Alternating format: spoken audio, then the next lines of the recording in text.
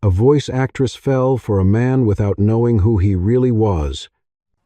Central Park bleeds with the colors of late October. A biting wind sweeps through the skeletal trees, swirling dead maple leaves into miniature copper cyclones. Arya Thorne sits on a secluded iron bench, her frame swallowed by an oversized wool coat. She pulls her turtleneck sweater high, masking her face up to the bridge of her nose, leaving only her sorrowful eyes and flushed cheeks exposed to the biting air. To any passer-by, she is just another New Yorker hiding from the chill. In reality, she is hiding from the world. Her thumb hovers over her phone screen. The glare feels like a physical burn. Cancel Arya. The headline screams in bold, digital ink. Below it, the deepfake video plays for the 1,000th time today. 10 million views. In the grainy, manufactured footage, a digital ghost wearing Arya's face snarls at a 6-year-old co-star. "You are useless. Get out of my sight before I have you blacklisted," the fake voice screeches. Arya shudders, locking the screen. The silence of the park feels heavy. The irony is a bitter pill to swallow. She had spent a decade being the voice of Princess Ilara, the global symbol of kindness. On that actual day of filming, she had been the one cradling that child after a fall, whispering comfort. But the internet does not care for the truth when a lie is more scandalous. She chose silence, not because she lost her voice, but because she knew that right now, the world was too loud to listen to her truth. Lost in her thoughts, a sharp, wet thud breaks the quiet. A few yards away, a little girl stands frozen. Her strawberry ice cream lies face down in the gray slush of the path. She is small, perhaps 5, wearing a yellow raincoat that looks too bright for such a gray day. The girl, Maya, does not scream. She does not throw a tantrum. She simply stares at the melting puddle with a hollow, haunting disappointment. It is the look of a child who has already learned that everything she loves eventually disappears, a silence carved by the loss of her mother. A man kneels beside her. Liam. His coat is expensive but worn, his dark hair disheveled by the wind. He looks like a man trying to hold together a crumbling house with bare hands. "It is okay, Maya," Liam says, his voice low and weary. "We can get another one. Don't look at it. It is just ice cream." Maya does not move. She pulls her shoulders in, retreating into a shell of silence. Liam sighs, rubbing his face. "Please, sweetheart. Say something. Do you want the vanilla instead, or chocolate?" Silence. The gap between them feels like an ocean. Arya watches them, her heart aching. She recognizes that silence. It is the same cage she has been living in. Every instinct honed over 1,000 recording sessions screams at her to move. She needs to know if her voice is still a gift, or if the world has truly turned it into a weapon. Arya stands. She approaches slowly, keeping a respectful distance, and sinks into a crouch. Maya's gaze remains fixed on the mud. Arya takes a breath. She lets the tension leave her throat. When she speaks, the tired woman in the wool coat vanishes. In her place, a radiant, ethereal warmth fills the air. It is the voice that has tucked millions of children into bed, the voice of Princess Ilara. "Hey there, little explorer," Arya whispers. The tone is crystalline, shimmering with a touch of magic. "Do you want to hear a secret?" Maya's head tilts, almost imperceptibly.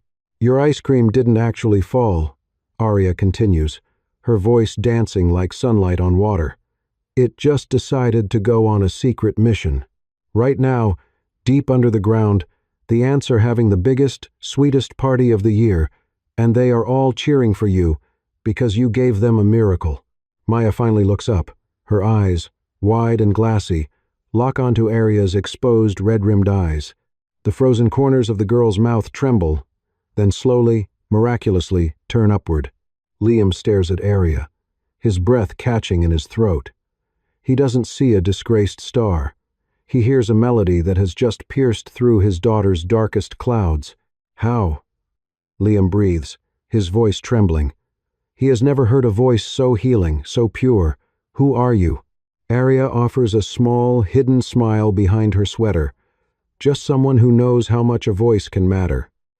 The following morning, the aroma of roasted beans and steamed milk fills a quiet corner of a small cafe near Echo Park. Arya sits at a corner table, her eyes darting toward the door every time the bell jingles. She is a woman on the edge, a ghost haunting her own life. Liam enters, looking like he hasn't slept. When his eyes find hers, a flash of genuine relief washes over his tired features. He sits across from her, leaning forward with an intensity that makes Arya's heart skip. "I have tried everything." Liam starts, his voice thick with desperation. "Doctors, therapists, specialists. Maya hasn't smiled like that since her mother passed away. Not once. But yesterday, that voice of yours. It was the first time the light came back into her eyes." Arya grips her coffee cup, the warmth seeping into her cold fingers. The urge to tell him everything, to scream that she is Arya Thorne and she is innocent, burns in her throat. But the memory of the online lynch mob silences her. "I can help her," Arya says, her voice steady but cautious. "But I have conditions, Mr. Sterling. I need this to be a normal job. No questions about my past. No background checks. I need to be invisible." Liam frowns, his protective instincts flickering. "That is a lot to ask of a father. I am a former preschool teacher." Arya lies, the words tasting like ash. "I was unfairly dismissed. The social judgment, the rumors, it was too much. I am just looking for a place where I can be judged by my heart, not by a headline. To you and Maya, my name is Rose." Liam studies her. He sees the pain mirrored in her gaze, a reflection of his own grief. He doesn't see a disgraced star. He sees a kindred spirit seeking sanctuary. "Deal," he says, reaching across the table to shake her hand. "Whatever you are running from, Rose, it stays outside my door." The afternoons that follow transform into a clandestine ritual of healing. Arya arrives at Liam's unassuming brownstone apartment, a comfortable, cozy space filled with books, warm rugs, and Maya's scattered toys, feeling truly lived in and safe every day at 4. She doesn't arrive with the ego of a performer. She comes as a friend. In Maya's playroom, Arya becomes a shapeshifter of sound. One moment, she is a squeaky, overexcited squirrel teaching Maya how to count acorns. The next, she is a wise, bumbling old owl narrating the history of the stars. "Do you think the stars ever get lonely, Rose?" Maya whispers one afternoon, her voice small but finally present. Arya shifts her tone into a gentle, melodic hum, reminiscent of a lullaby. "Oh, never, little one, because they have the moon to watch over them, and they have us to make wishes on them. You are never alone when you have a story to tell." Liam stands by the doorframe, unnoticed, watching the scene unfold. He is captivated. He hears something raw and profoundly kind in Rose. He watches her face light up as she animates a stuffed rabbit, and he realizes he isn't just watching a teacher. He is watching a woman who pours her entire soul into the act of making a child feel safe. For Arya, this is more than a job. Every time Maya laughs, a brick is removed from the wall around Arya's heart. She is testing a theory. Can she be loved for the essence of who she is, or is she only as valuable as the name Arya Thorne?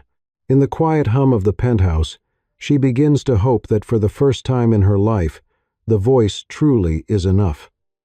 The normal-sized kitchen in Liam's apartment is bathed in the amber glow of the setting sun, casting long, peaceful shadows over the wooden butcher block countertops. The quiet, solitary routine of the home has begun to melt away, replaced by the scent of simmering tomato sauce and the sound of Maya's humming.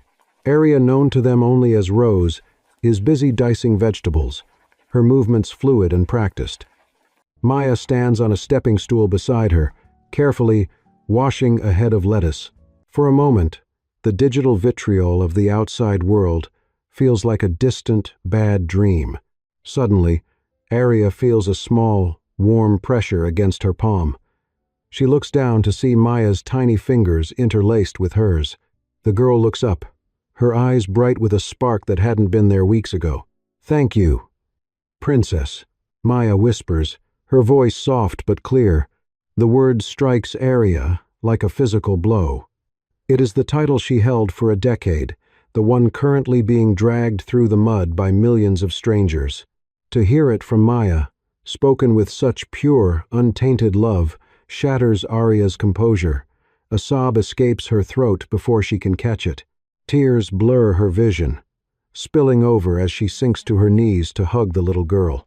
She weeps for the joy of Maya's recovery, but also for the crushing loneliness of being a pariah in a world that refuses to see her true heart. Liam is there in an instant. He doesn't ask for an explanation. He simply kneels and pulls them both into his arms. His embrace is firm, a sanctuary of wool and cedarwood. As Maya wanders back to her lettuce, Liam stays close. He turns Arya toward him, his hands resting gently on her shoulders. The air between them thickens, charged with an undeniable magnetic pull. Arya can hear the frantic rhythm of his heart, a staccato beat that mirrors her own. In his eyes, she sees a profound respect, a tenderness that makes her feel truly seen for the first time in years. "Rose," he murmurs. His face inches from hers. "You have no idea what you have done for us. You are a miracle." The weight of the lie suddenly feels like lead in her chest. The guilt is suffocating. She wants to scream the truth, to strip away the mask of Rose and reveal the scarred woman underneath. "I am not who you think I am." She wants to sob. "I am Arya Thorne. I am the monster the internet is cursing. I am a lie." The confession is at the very tip of her tongue. She draws a breath to speak, but then she glances at Maya. The girl is smiling a real, genuine smile. She looks back at Liam, seeing the budding love and trust in his gaze. A cold realization paralyzes her. If she tells him now, would he see the truth? Or would he see a calculated actress who wormed her way into his home to use his daughter as a prop for her redemption arc? The fear of seeing his warmth turn into the same disgust she sees in her comment sections is too much to bear. Arya swallows the truth, forcing it back into the dark corners of her mind. She offers a weak, watery smile instead. I am just so happy she is okay," Arya whispers, leaning her forehead against his chest. She chooses the safety of the mask. She chooses the comfort of Rose, even if every heartbeat in this beautiful home is a reminder of the deception she is living. The gleaming halls of the Hudson Yards Mall are a labyrinth of glass and high-end fashion. Arya walks beside Liam, her hand tucked into his arm, while Maya skips ahead, mesmerized by the sparkling displays. For a few fleeting moments, Arya feels almost normal, but then she speaks. "Maya, sweetheart, stay close," Arya says, her voice carrying that melodic, rhythmic lilt that defined her career. A group of teenagers nearby freeze. One girl looks at Arya masked and hatted, then back at her phone, where the viral scandal video is looping. "Wait," the girl whispers. "That voice, that's her, that's Arya Thorne." The transformation is instantaneous. 4 smartphones are yanked out, lenses aimed at Arya, like gun barrels. "Hey, are you the one who yells at kids?" a boy shouts, blocking their path. "Give us a line, princess. Tell us how fake you are." The air in Arya's lungs turns to ice. The bright mall lights become blinding spots in her vision. "Not here. Not in front of Maya," she prays. Her hands tremble violently. The suffocating grip of a panic attack tightens around her throat. "Stop it," Maya cries, clinging to Arya's coat in terror. Liam's reaction is not that of a confused father, but of a commander. His entire aura shifts. The gentle man vanishes, replaced by someone of terrifying, calculated stillness. He steps in front of Arya, shielding her completely. His eyes turn into shards of flint. He does not shout. He fixes his gaze on the teenagers, his presence so imposing they instinctively retreat. "Lower the phones," Liam says. His voice is a low, controlled rumble, carrying a weight of absolute command. "It's a public space," the girl shouts, though her bravado wavers. Liam takes a single step forward, his shadow falling over them. "If you continue to harass her and violate this child's privacy, You will face legal consequences more severe than you can imagine. I will personally ensure that every frame you record is tracked, and your guardians will hear from a legal team that does not make empty threats. Think very carefully about your next move." The boy holding the lead camera blinks, visibly shaken by the terrifying certainty in Liam's eyes. One by one, the lenses drop. The group mutters and disappears into the crowd. Arya is gasping for air, her world spinning. Liam immediately turns to her, his touch firm and grounding. As he guides them toward a private exit, Arya's mind races through the fog. How did a quiet father command a crowd like that? She looks at the man shielding them and realizes the truth about Liam Sterling is far more complex than she ever imagined. The echoes of the mall incident haunt the silence of the penthouse. Arya sits in the kitchen, but her eyes keep drifting toward Liam's study. The way he had silenced those teenagers wasn't just protective, it was practiced. It was the behavior of a man used to dismantling threats with a single sentence. Later that evening, while Liam is putting Maya to bed, Arya steps into his modest home office to return a book. As she sets it on the oak desk, something catches the light. Tucked inside an open drawer is a watch box. She shouldn't look, but curiosity wins.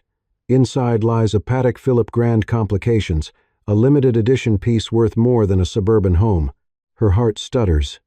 A normal single father, even a successful one, doesn't leave a $250,000 timepiece in a desk drawer. Arya begins to look closer, her senses sharpened by the adrenaline of her own secrets. She recalls the black SUVs that always seem to be 2 blocks behind them when they go to the park. She remembers the way the concierge bows just a little too low when Liam passes. He has shadows men in dark suits who blend into the background, watching them from a distance. "Who are you, Liam?" Driven by a cocktail of fear and desperation, she retreats to her room and opens her laptop. She types Liam Sterling into every search engine she knows. The results are baffling. There are thousands of Liam Sterlings, but none of them are him. There are no social media profiles, no business LinkedIn, no digital footprint, and yet, this seemingly ordinary man, living in a quiet, middle-class neighborhood, casually keeps a $250,000 watch tucked in an ordinary desk drawer. In the age of information, a total lack of data is the loudest red flag of all. Panic, familiar and cold, seeps back into her chest. Her mind, already frayed by her own scandal, begins to weave dark possibilities. To be that invisible on the internet requires immense power or immense guilt. Is he a high-level criminal? A fixer for the underground? An international con artist who targeted her because she was vulnerable? Her hands shake as she closes the laptop. She looks at the door, half expecting him to be standing there, his warm smile replaced by the icy flint she saw at the mall. She is a woman living a lie, falling for a man who might be a much bigger one. She feels a frantic urge to grab her bag and run, to disappear before whatever storm follows him catches her too. But then, she hears his soft laughter from the hallway as he finishes a bedtime story for Maya. Arya stands frozen in the center of her room, caught between the man she loves and the monster she fears he might be. In this house of shadows, she realizes she isn't the only one wearing a mask. The apartment is silent, bathed in the soft, warm glow of a simple reading lamp. They had just finished watching a classic black-and-white film, the kind of evening that felt like a fragile promise of a shared future. Maya is tucked away in her room, dreaming of the stories Rose tells her. The romantic stillness is broken when Liam's phone buzzes sharply. He checks it, a familiar hardness returning to his jaw. "A crisis at the office," he mutters, his voice apologetic. "I need to take this in the study. I will be 10 minutes. He hurries away, leaving his tablet lying face up on the coffee table. Arya watches him go, her heart heavy with the suspicions from the previous day. She stands up, intending to bring the device to him, but as she reaches for it, the screen illuminates. A push notification from a private internal app slides across the top. Internal, Sterling Media Group. President Sterling, the legal filings regarding the Arya Thorne deepfake case are complete and ready for your final approval. The air leaves Arya's lungs. Her world stops. With trembling fingers, she swipes the notification. There is no password. The internal dashboard is wide open. Her eyes fly over the documents. It isn't just a legal brief. It is a comprehensive crisis management strategy. She sees her own name, her face, and a list of employees at Sterling Media who had been fired 48 hours ago for taking bribes to propagate the fake video. She isn't looking at a lover's notes. She is looking at a chessboard where she is the most important piece. The man she thought was her peaceful harbor is actually the god of the very empire that burned her life to the ground. She feels a wave of nausea. Every moment they shared, every kiss, every tear she shed on his shoulder was he just managing her? Was she just a high-stakes project for William Sterling, the reclusive billionaire king of media? A floorboard creaks. Arya looks up, her face ashen, the tablet shaking in her hands. Liam stands in the doorway. The warmth is gone. His posture is rigid, his expression unreadable. He doesn't rush to comfort her. Instead, he walks forward with a predatory grace, his eyes fixed on the device. Without a word, he reaches out and firmly takes the tablet from her hand. The transition from the tender father to the cold, decisive CEO is so seamless it makes Arya's skin crawl. "You weren't supposed to see that yet," he says, his voice a low, commanding baritone. "William Sterling." Arya whispers, her voice cracking. "That's you. You are the man behind the curtain. You've sat here, watching me fall apart every single day, while you own the very machine that crushed me." Liam's gaze doesn't waver. It is the look of a man used to winning at any cost. "I do not own the cruelty of my employees, Arya, but I own the means to make them pay. I have spent every waking hour, since I met you, dismantling the lies they built. I am not your enemy." "No," Arya says, stepping back as if burned. "You are just a savior I never asked for. You turned my life into a folder on your desk. Did you love me, Liam? Or was I just a crisis that needed your final approval?" She feels a suffocating sense of loss. It wasn't just the scandal anymore. It was the realization that in his world of absolute power, she was never his equal. She was a victim to be rescued, a soul to be managed. The massive gulf of his status felt like a canyon between them, and for the first time, the princess felt utterly powerless in the tower he had built. The morning sun filters through the standard bay windows, but the apartment feels colder than the air outside. The comfortable, everyday living room has been jarringly transformed into a war room, filled with a formidable team of lawyers and PR strategists in charcoal suits. The quiet warmth of the home has been replaced by the sterile hum of laptops and hushed, calculated whispers. Liam stands at the center, pointing to a large monitor. "This is the raw footage. Arya," he says, his voice professional and detached. "We have traced the digital signature. It was your former manager, Sarah, in collaboration with your rival, Claire. They used a proprietary AI from a subsidiary company to graft the audio." He clicks a button, revealing a plan for a televised public shaming. "I am going to blacklist them from the industry permanently. Tomorrow, we hold a press conference. I'll have them on their knees, apologizing to you in front of every major network in the country." Arya looks at the screen, then at the men in the room who are staring at her like a problem to be solved. She feels a sickening sense of déjà vu.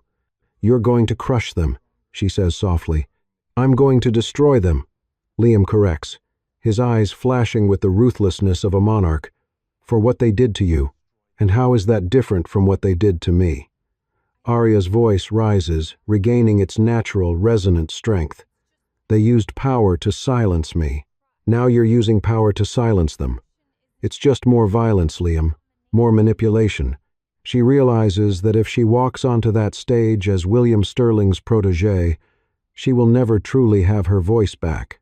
She will merely be a trophy of his influence, a bird moved from a dark cage to a golden one. Arya walks toward the door, picking up her worn, silver microphone, the one she had when she started 10 years ago, before the fame and the filters. "Where are you going?" Liam demands, stepping toward her. The billionaire is momentarily replaced by a man terrified of losing his anchor. Arya, wait. Why are you refusing this? I am giving you back everything they stole. Arya stops, her hand on the cold brass handle. She turns to face him, her eyes brimming with tears but her gaze unwavering.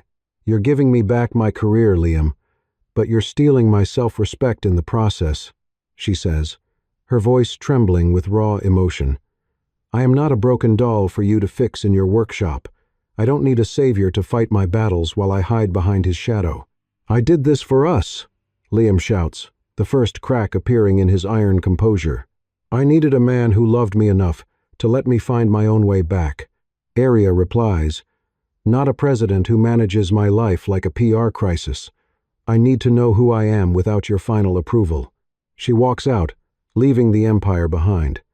For the first time in months, the silence she carries isn't a cage, it's a sanctuary. 3 months later, the setting is not a glamorous Hollywood theater, but a modest community hall in a quiet corner of the city. There are no red carpets, no flashing paparazzi bulbs, and no corporate sponsors. The air smells of beeswax and old sheet music.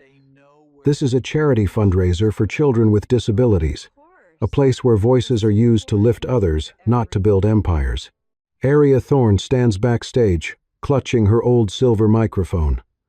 Her hands are steady. Weeks ago, she had posted a single, raw video on her personal account. She didn't use a legal team or a PR firm.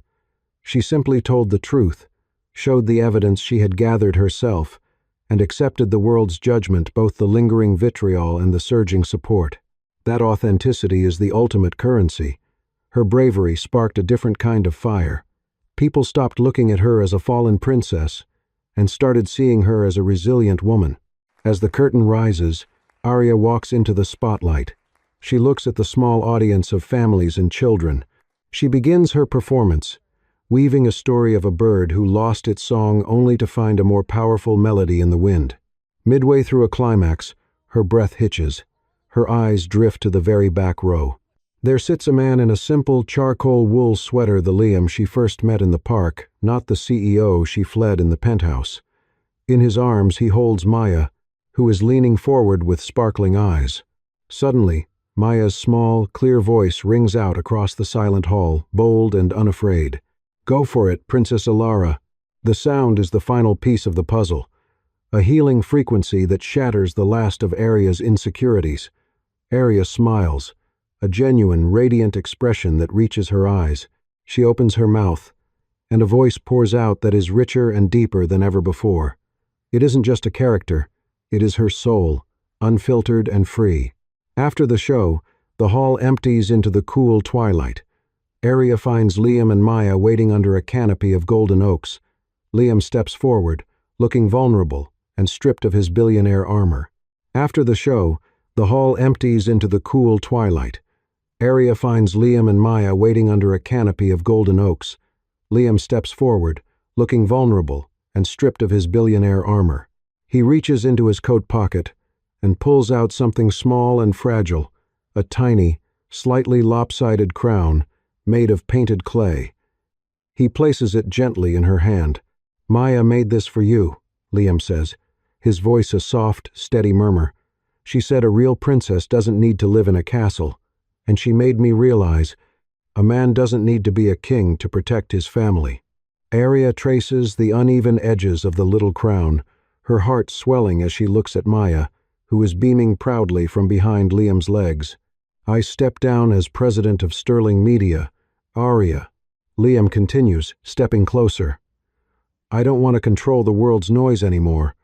I just want to be here, listening to your true voice. Arya looks at the handmade, imperfect gift, then at the man who chose her over his empire. You didn't have to give up your kingdom for me, Liam. I didn't, he replies, taking her hand. I just finally found the world I wanted to live in. They walk together down the leaf-strewn path, Maya skipping between them. There is a profound stillness in the air, but it is no longer the silence of secrets or the quiet of a scandal. It is the peace of three people who have found their own truth. True power, Arya realizes, never belonged to the man in the high tower or the actress on the screen. It belongs to those brave enough to be real, to those who protect their loved ones with nothing but a sincere heart. Under the golden trees, the only sound left is the gentle rustle of the wind and the steady, twin heartbeats of a love that finally found its voice. Thank you for journeying with us through this story of healing and hidden truths. It reminds us that no matter how loud the world becomes, the most powerful sound is the truth within our own hearts. If this story touched your soul today, please give it a like and subscribe to the Soul Stirring Stories channel. Your support helps us continue to bring these emotional journeys to life. Don't forget to hit the notification bell so you never miss a moment of inspiration. Until next time, keep listening to the whispers of your heart. See you in the next story.